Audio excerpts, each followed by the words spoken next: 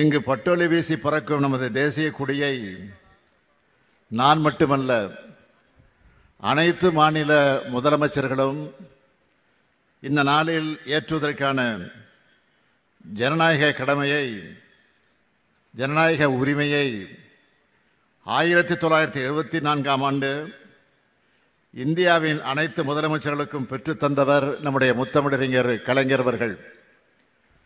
தமிழ்நாட்டை 5 முறை ஆட்சி செய்த முத்தமிழறிஞர் கலைஞரின் வழி நடக்கக்கூடிய திராவிட மாடல் ஆட்சியில் 5வது ஆண்டாக தேசிய கொடியை ஏற்றி வைக்கக்கூடிய வாய்ப்பை நான் பெற்றமைக்கு பெருமை அடைகிறேன். இந்த வாய்ப்பை எனக்கு வழங்கிய தமிழ்நாட்டு மக்களுக்கு எனது மனமார்ந்த நன்றியை தெரிவித்துக் கொள்கிறேன். நமது நாட்டின் பன்முகத்தன்மையின் அடையாளமாக விளங்கும் மூவண்ண கொடிக்கு கம்பீரமாக வணக்கம் செலுத்துவதும் தியாகிகளை போற்றுவதும் நமது வாழ்நாள் கடமை மட்டுமல்ல, நாட்டுக்கும் தியாகிகளுக்கும் செலுத்தும் மரியாதை. குமரி முதல் இமயம் வரை விரிந்த இந்த இந்திய நாட்டின் குறிப்பிட்ட சிலரோ சில பகுதியினரோ மட்டும் போராடி பெற்றதல்ல இந்த விடுதலை.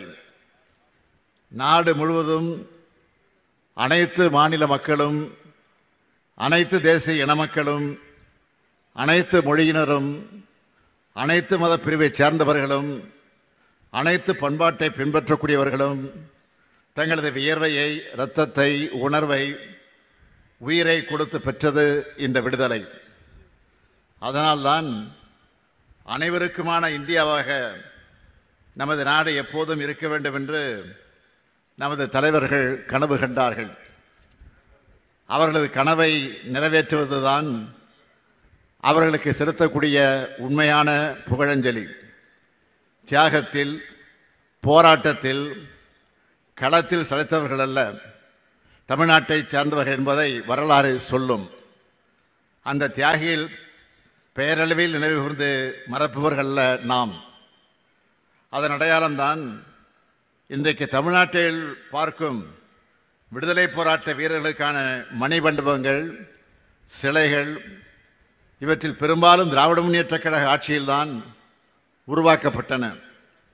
பாஞ்சாலங்குறிச்சியில் வீரபாண்டிய கட்டபொம்மனுக்கு கோட்டை, மகாகவி பாரதியின் இல்லம், பெருந்தலைவர் காமராசர் மணிமண்டபம், மூதறிஞர் ராஜாஜி நினைவாலயம், தில்லையாடி வள்ளியம்மை மணிமண்டபம், வீர வாஞ்சிநாதனின் உறவினருக்கு நிதி, கப்பலோட்டிய தமிழன் வ.உ.சி. எடுத்த செக்கு நினைவு சின்னமானது, பசுமன் திருமகனாருக்கு மணிமண்டபம், விடுதலை போராட்ட வீரர்களுக்கு இலவச பேருந்து பயணம் மாதந்தோறும் நிதி, தியாகிகள் மணிமண்டபம், விடுதலை பொன்விழா நினைவு சின்னம், மாவீரர் பூலித்தேவர் நினைவு மண்டபம், தியாகி விஸ்வநாததாஸ் வாழ்ந்த இல்லம் புதுப்பிப்பு, மகாவீரர் சுந்தரலிங்கம் வாரிசுகளுக்கு வீடு, நேதாஜிக்கு சிலை, கக்கனுக்கு சிலை, சிப்பாய் புரட்சிக்கு நினைவு தூண்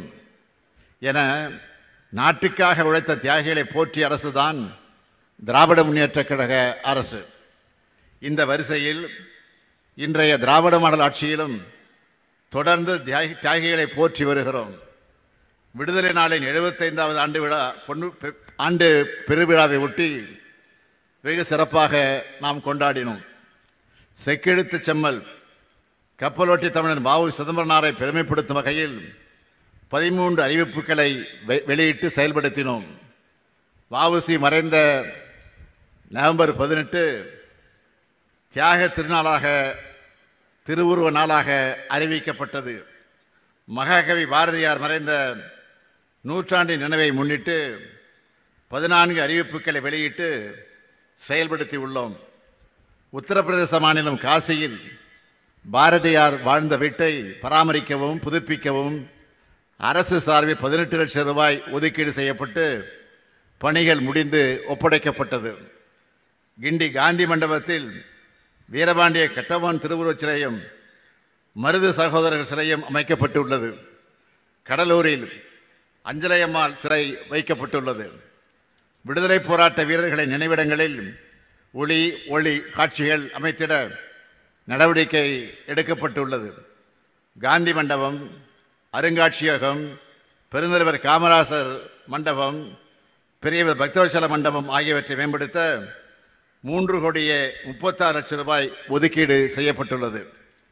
விடுதலை போராட்ட வீரர் தளி பாளையத்தார் மலையாண்டி வெங்கடபதி எத்தலப்பர் அவர்களுக்கு திருப்பூர் மாவட்டத்தில் நினைவு மண்டபம் அமைக்கப்பட்டுள்ளது. தனது வாழ்நாளில் 20 முறை தமிழ்நாட்டுக்கு வந்தவர் அண்ணல் காந்தியடிகள். அரையாடை அணிவது என்ற முடிவை மதுரை மண்ணில் இருந்துதான் காந்தியடிகள் எடுத்தார்கள். இதன் அடையாளமாக சென்னை அருங்காட்சியக வளாகத்தில் காந்தியடிகளின் நினைவுச் சிலையை அமைத்துள்ளோம். விடுதலை போராட்டத்தின் பவள விழாவை ஒட்டி கடந்த ஆண்டு தியாகிகளுக்கான ஓய்வூதியத்தை 20,000 ரூபாயாகவும் குடும்ப ஓய்வூதியத்தை 10,000 ரூபாயாகவும் உயர்த்தியுள்ளோம். அதேபோல் விடுதலை போராட்ட வீரர்களின் வழித்தோன்றர்களுக்கும் தொடர்ந்து உதவிகளை செய்து வருகிறோம். முன்னாள் படைவீரர்கள் மற்றும் அவர்கள் சார்ந்தோர்களுக்காக காக்கும் கரங்கள் திட்டத்தினை அறிவித்திருந்தேன். இந்த திட்டத்தினை வரும் 19ஆம் நாள் துவக்கி வைக்க உள்ளேன். அந்த திட்டத்தின் கீழ் முன்னாள் படைவீரர்கள் மாவட்ட குழுவால் தேர்வு செய்யப்பட்டு இந்த படைவீரர்கள் விண்ணப்பங்கள் பெறப்பட்டு 848 அனுமதிக்கப்பட்ட விண்ணப்பங்கள் வங்கிக்கு அனுப்பப்பட்டது. இதில் 348 விண்ணப்பங்கள் இறுதியாக தேர்வு செய்யப்பட்டு அனைவருக்கும் தொழில் முனைவோர்களுக்கான பயிற்சி வழங்கப்பட்டது. தொழில் முனைவோர் பயிற்சி பெற்ற முன்னாள் படைவீரர்களுக்கு வழங்கப்படும் கடன் தொகையில் 30 விழுக்காடு மானியம் அரசால் வழங்கப்பட உள்ளது என்பதை தெரிவித்துக் கொள்கிறேன். 1967ஆம் ஆண்டு தமிழ்நாட்டில் திராவிட முன்னேற்றக் கழக ஆட்சி அமைவதற்கு முன்பு சென்னையில் காந்தி மண்டபம், கன்னியாகுமரியில் காந்தி நினைவு மண்டபம், ஒட்டப்பிடாரத்தில் வ.உ.சி. அவர்களது இல்லம் என விடுதலை போராட்ட வீரர்களுக்காக தமிழ்நாட்டில் 3 நினைவு மண்டபங்கள் தான் இருந்தன.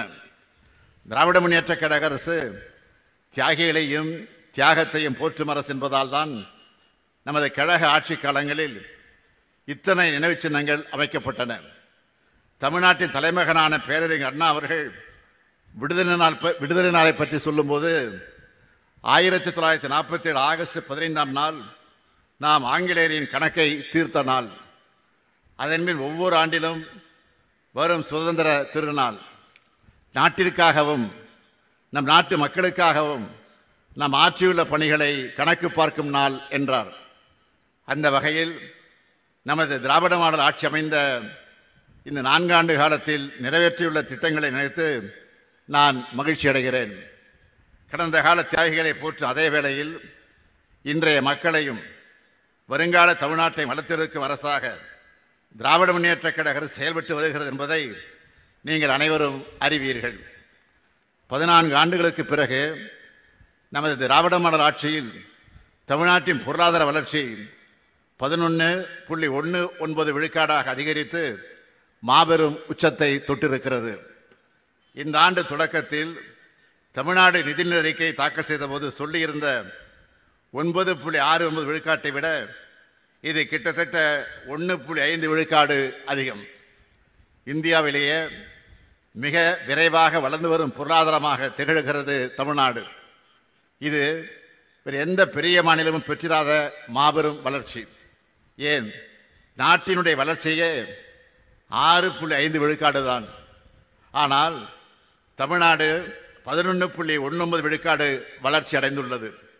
எங்களை நம்பி ஆட்சியை ஒப்படைத்த தமிழ்நாட்டு மக்களுக்கு கிடைத்த மாபெரும் வெற்றி இது. சில முக்கியமான புள்ளி விவரங்களை இங்கே பதிவு செய்ய விரும்புகிறேன். நிதி ஆயோக் வெளியிட்ட நிலையான வளர்ச்சி இலக்குகளான குறியீட்டில் தமிழ்நாடு 788 புள்ளிகளுடன் இந்தியாவில் 2வது இடத்தில் இருக்கிறது. சமூக முன்னேற்ற குறியீடுகளில் பெரிய மாநிலங்களோடு ஒப்பிடுகையில் தமிழ்நாடு 63.33 புள்ளிகள் பெற்று தேசிய அளவில் முதலிடத்தில் உள்ளது. இந்தியாவில் வறுமை கோட்டிற்கு கீழ் உள்ள மக்கள் தொகை 11.2 விழுக்காடு. ஆனால் தமிழ்நாட்டில் 1.43 விழுக்காடு மக்கள்தான் வறுமை கோட்டிற்கு கீழே இருக்கிறார்கள். அவர்களது வாழ்க்கை தரத்தையும் உயர்த்திடும் பணியில் நமது திராவிட மாடல் அரசு தொடர்ந்து ஈடுபட்டு வருகிறது. 10 லட்சம் கோடி ரூபாய் முதலீடுகள், அதன் மூலம் 30 லட்சம் பேருக்கு வேலைவாய்ப்பையும் உருவாக்கியுள்ளோம். பெண் தொழிலாளர் பங்கேற்பு விகிதம் 47 விழுக்காடு. ஸ்டார்ட் அப் தரவரிசை பட்டியலில் 2018 கடைசி இடத்தில் இருந்தது. முதலிடத்திற்கு முன்னேறி இப்போது பெஸ்ட் பெர்ஃபார்மர் ஏற்றுமதி தயார் நிலையில் குறியீட்டில் இந்திய நாட்டிலேயே 80.89 புள்ளிகளுடன் முதலிடம். மின்னணு சாதனங்கள் ஏற்றுமதியில் தேசிய அளவில் 37 விழுக்காடு பெற்று நாட்டிலேயே முதன்மை மாநிலம். ஜவுளி மற்றும் தோல் பொருட்கள் ஏற்றுமதியில் முதன்மையான மாநிலம். ஒட்டுமொத்த நாட்டின் காலணி உற்பத்தியில் தமிழ்நாட்டின் பங்கு 38 விழுக்காடு. 2024ஆம் ஆண்டிற்கான இந்திய விளையாட்டு விருதுகளில் விளையாட்டுகளை ஊக்குவிக்கும் சிறந்த மாநிலம் நமது தமிழ்நாடு. மாற்றுத்திறனாளிகளுக்காக சிறப்பாக சேவை புரிந்ததற்கு முதல் மாநிலமாக விருது. மகப்பேறு சிக்கல்கள் உள்ள கர்ப்பிணி தாய்மார்களை கண்டறிந்து சிகிச்சை வழங்குவதில் தேசிய அளவில் தமிழ்நாடு முதலிடம்.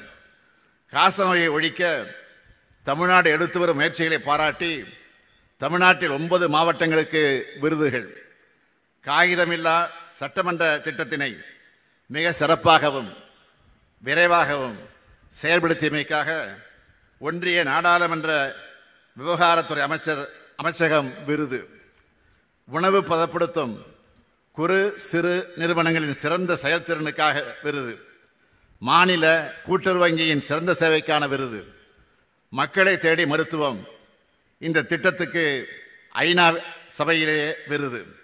இப்படி பல்வேறு விருதுகளை பெற்று சிறப்பான மாநிலமாக, உன்னதமான மாநிலமாக தமிழ்நாடு இருக்கிறது. சமூக நீதி, சமத்துவம், சுயமரியாதை, மொழிப்பற்று, இன உரிமை, மாநில சுயாட்சி ஆகிய கருத்தியல்கள் அடித்தளத்தில் நிற்கும் ஆட்சிதான் திராவிட மாடல் ஆட்சி. தொழில் வளர்ச்சி, சமூக மாற்றம், கல்வி மேம்பாடு ஆகிய அனைத்தும் ஒரே நேரத்தில் நடக்க வேண்டும். வளர்ச்சி என்பது பொருளாதார வளர்ச்சியாக மட்டுமல்ல, சமூக வளர்ச்சியாக இருக்க வேண்டும். பொருளாதாரம், கல்வி, சமூகம், சிந்தனை, செயல்பாடு ஆகிய 5ம் ஒரு சேர வளர வேண்டும். அதுதான் தந்தை பெரியாரும் பேரறிஞர் அண்ணாவும் முத்தமிழறிஞர் கலைஞரும் காண விரும்பிய வளர்ச்சி. அதுதான் திராவிட மாடல் வளர்ச்சி.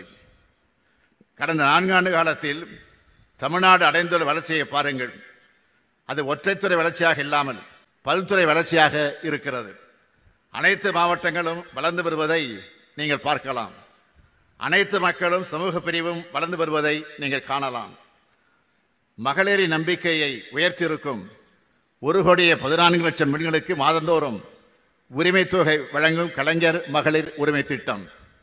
மகளிரின் சேமிப்பையும் சமூக பங்களிப்பையும் அதிகரித்துள்ள பேருந்துகளில் கட்டணமில்லா விடியல் பயணம். மாணவர்களிடையே கல்வி புரட்சியை உருவாக்கியுள்ள திட்டங்கள் புதுமை பெண், தமிழ் புதல்வன், நான் முதல்வன். 18 லட்சம் பள்ளி மாணவர்களின் மன வலிமையும் உடல் வலிமையும் அறிவு வலிமையும் அதிகரித்துள்ள காலை உணவு திட்டம். அது மட்டுமல்ல, மக்களுக்கு நெருக்கமாக செல்லக்கூடிய திட்டங்கள் உங்களுடன் ஸ்டாலின், நலம் காக்கும் ஸ்டாலின், 21 லட்சம் முதியோர், மாற்றுத்திறனாளிகளின் இல்லந்தேடி ரேஷன் பொருட்களை வழங்கக்கூடிய தாயுமானவர் திட்டம். இப்படி சொல்லிக்கொண்டே போகலாம். ஏழை எளிய மக்களின் தேவைகளை உணர்ந்து அவர்கள் கேட்பதற்கு முன்பாகவே அவற்றை நிறைவேற்றி தரக்கூடிய அரசு உங்கள் திராவிட மாடல் அரசு. இந்த திராவிட மாடல் அரசு இந்த தீர விடுதலை திருநாளிலும் 9 முக்கியமான அறிவிப்புகளை வெளியிடுவதில் நான் மட்டற்ற மகிழ்ச்சி அடைகிறேன். முதல் அறிவிப்பு, மாநில அரசு விடுதலை போராட்ட வீரர்களுக்கு தற்போது வழங்கி வரக்கூடிய மாதாந்திர ஓய்வூதியம் 22,000 ரூபாயாக உயர்த்தி வழங்கப்படும். 2வது அறிவிப்பு, மாநில அரசு விடுதலை போராட்ட தியாகிகளின் குடும்பங்களுக்கு தற்போது வழங்கி வரும் மாதாந்திர குடும்ப ஓய்வூதியம் 12,000 ரூபாயாக உயர்த்தி வழங்கப்படும். மூன்றாவது அறிவிப்பு, வீரபாண்டிய கட்டபொம்மன் வழித்தோன்றர்கள் முன்னாள் ராமநாதபுரம் மன்னர் முத்துராமலிங்க விஜய ரகுநாத சேதுபதியின் வழித்தோன்றர்கள், சிவகங்கை மருது சகோதரர்கள் வழித்தோன்றர்கள் மற்றும் வாவு சிதம்பரனார் வழித்தோன்றல் பெற்று வரக்கூடிய மாதாந்திர சிறப்பு ஓய்வூதியம் 11,000 ரூபாயாக உயர்த்தி வழங்கப்படும். நான்காவது அறிவிப்பு, 2ஆம் உலகப் போரில் பங்கேற்ற தமிழ்நாட்டை சார்ந்த முன்னாள் படைவீரர்களுக்கு வழங்கப்படும் ஆயுட்கால மாதாந்திர நிதி உதவி 15,000 ரூபாயாக உயர்த்தி வழங்கப்படும். ஐந்தாவது அறிவிப்பு, 2ஆம் உலகப் போரில் பங்கேற்ற வீரர்களின் கைம்பெண்களுக்கு வழங்கப்படும் ஆயுட்கால மாதாந்திர நிதி உதவி 8,000 ரூபாயாக உயர்த்தி வழங்கப்படும். ஆறாவது அறிவிப்பு, தமிழ்நாட்டை சார்ந்த முன்னாள் படைவீரர் வசதிக்காக சென்னை மாதவரத்தில் 33,000 சதுர அடி பரப்பளவில் உள்கட்டமைப்புடன் கூடிய முன்னாள் படைவீரர்கள் தங்கும் விடுதி 22 கோடி ரூபாய் மதிப்பீட்டில் கட்டப்படும். ஏழாவது அறிவிப்பு, தமிழ்நாட்டின் மலைப்பகுதியில் செயல்படுத்தப்படும் கட்டணமில்லா விடியல் பயண திட்டம் மாற்றுத்திறனாளிகளுக்கும் விரிவுபடுத்தப்படும். எட்டாவது அறிவிப்பு, ஓட்டுநர் பயிற்சி பெற மாநில அளவில் ஒரு பயிற்சி மையம், மண்டல அளவில் 2 பயிற்சி மையங்கள் மற்றும் மாவட்டத்திற்கு ஒரு ஓட்டுநர் பயிற்சி பள்ளி ஆகியவை தொடங்கப்படும். ஒன்பதாவது அறிவிப்பு, தமிழ்நாடு கட்டுமான தொழிலாளர்கள் நல வாரியத்தில் பதிவு பெற்ற தொழிலாளர்களின் குழந்தைகள் கல்லூரியில் படிக்கும்போது திறனை மேம்படுத்தி வேலைவாய்ப்பு பெற நவீன தொழில்நுட்பங்களில் 10,000 மாணவர்களுக்கு 15 கோடி ரூபாய் செலவில் இணைய வழியில் திறன் மேம்பாட்டு பயிற்சி வழங்கப்படும். இந்த 9 அறிவிப்புகளும் விரைவில் செயல்படுத்தப்படும். வேற்றுமையில் ஒற்றுமையும், ஒற்றுமையின் மூலமாக ஒருமைப்பாட்டையும், ஒருமைப்பாட்டின் மூலமாக ஒன்றுபட்ட வளர்ச்சியும் வழங்க வேண்டும். ஒன்றுபட்ட வலிமையே நாட்டின் வலிமை. பல மாநிலங்கள், பல மொழிகள், பல பண்பாடுகள், பல மதங்களை சார்ந்த கோடிக்கணக்கான மக்களை உள்ளடக்கிய துணை கண்டம்தான் இந்தியா. அனைத்து வேற்றுமைகளையும் கடந்து நாம் பீடு நடை போட அனைவரும் இந்தியராய் ஒருங்கிணைந்து செயல்பட காரணம் நமது அரசியலமைப்பு சட்டம். புரட்சியாளர் அம்பேத்கர் அவர்கள் வகுத்தளித்த இந்த வரலாற்று சாசனத்தில் ஒன்றிய அரசும் மாநில அரசுகளும் இணைந்து மக்கள் பணியாற்றுவதற்கு தேவையான அதிகார பகிர்வு தெளிவாக வரையறுக்கப்பட்டுள்ளது. ஆனால் கடந்த 75 ஆண்டுகளில் நமது அரசியல் களம் கண்ட மாற்றங்களால் இந்த அதிகார பகிர்வில் மாநில அரசுகளின் பங்கு தொடர்ந்து குறைந்து வருவது வருத்தமளிக்கிறது. மேலும் கடந்த சில ஆண்டுகளாக பல்வேறு துறைகளில் மாநில அரசின் உரிமைகளை பறிக்கும் முயற்சிகளையும் ஒன்றிய அரசு மேற்கொண்டு வரக்கூடிய நிலையும் நாம் காண்கின்றோம். மக்களின் எதிர்பார்ப்புகளை நிறைவேற்றிட மக்களுக்கு அருகிலிருந்து செயல்படும் மாநில அரசுகளுக்கு படிப்படியாக கூடுதல் அதிகாரங்கள் தேவைப்படும் சூழலில் இதற்கு நேர்மாறாக கல்வி, மருத்துவம் போன்ற முக்கிய துறைகளில் மாநில அரசின் உரிமைகளை தொடர்ந்து பறிக்கப்படுகின்றன. ஒன்றிய அரசின் சட்டங்கள் மூலமாகவும் நீதிமன்ற தீர்ப்புகளாலும் மாநில அரசுகளுக்கான நிதி பங்கீட்டிலும் திட்டங்களிலும் ஒன்றிய அரசு காட்டும் பாரபட்சத்தாலும் ஒன்றிய அரசை சார்ந்திருக்கக்கூடிய நிலைக்கு மாநில அரசுகள் தள்ளப்பட்டு வருகின்றன. இவற்றை களைந்திட ஒன்றிய மாநில அரசுகளுக்கிடையான அதிகாரம் மற்றும் நிதி பகிர்வில் மாநில அரசுகளின் பங்கினை மீட்டெடுத்திட அரசியல் பூர்வமான சட்ட நடவடிக்கை எடுப்பதுதான் ஒரே தீர்வு. இதற்கான முன்முயற்சிகளை நிறைவேற்றி முடிப்பதற்கான தக்க தருணம் தற்போது வந்துவிட்டது என இந்த விடுதலை நாளில் உறுதியாக நம்புகிறேன். மாநிலத்துக்கு கிடைக்க வேண்டிய, தரப்பட வேண்டிய நிதியை எப்போதும் போராடி வாதாடி வழக்கு போட்டு பெற வேண்டிய நிலைமையில் இருப்பது கூட்டாட்சி இந்தியாவுக்கு அழகல்ல. இது மாநிலத்தின் வளர்ச்சியும் பாதிக்கும், இந்தியாவின் வளர்ச்சியும் பாதிக்கும். சுய சார்புடனும் தனித்துவமான அடையாளங்களுடன் ஒவ்வொரு மாநிலமும் செழித்து வளரும்போதுதான் ஒன்றுபட்ட வலிமையான இந்திய திருநாடு உலக அரங்கில் உயர்ந்து நிற்கும். தமிழ்நாட்டின் உன்னதமான கோட்பாடுகளை இந்தியா முழுமைக்கும் செயல்படுத்தி காட்டும் கடமையும் பொறுப்பும் நமக்கு உண்டு. தமிழ்நாட்டு மக்களுக்கு உங்களில் ஒருவனாக, இந்திய நாட்டு மக்களுக்கு தமிழ்நாட்டின் முதலமைச்சராக எனது மனமார்ந்த விடுதலை நாள் நல்வாழ்த்துக்களை மீண்டும் தெரிவித்து எனது உரையை நிறைவு செய்கிறேன். நன்றி, வணக்கம்.